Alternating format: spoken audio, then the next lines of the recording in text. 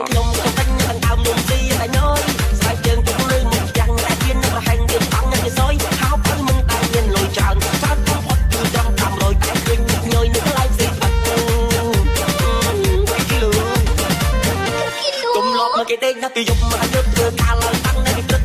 ទុំលប់ខ្ញុំដេកចឹងភ្លឺហើយអ្នកតែបោកពុំខ្លួនឡើងទឹកអត់អ្នកពួកមកចាំមកផ្ទះសឹកតែសេរីដៅស៊ីផាក់លើកដាច់អត់បានផាក់សាច់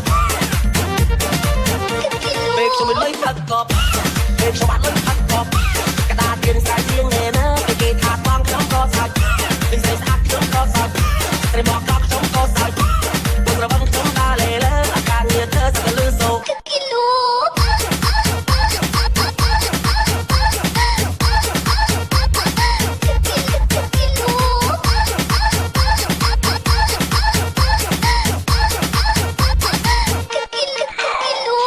ក្មេងលេងឈុំជើងសដល់ព្រុងក្បាលទឹកនៅតែដៃធុងបារម្ភតាមខ្នល់គេនេះមកដល់សុំឲ្យជាងបច្ច័យសុំបានលុយយកទិញស្រាប់កាត់ទឹកថងឆ្លោះទឹកទុកគប់ស្អីស្អីឲ្យគេដេញងាយក៏លាត់មកថាគីឡូ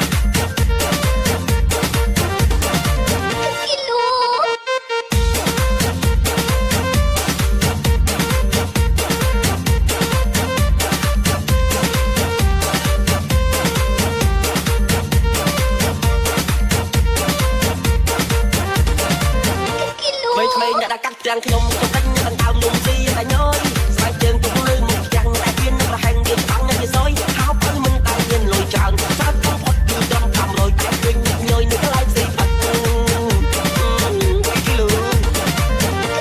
ទុំលប់មកគេដេកណាពីយប់មកយក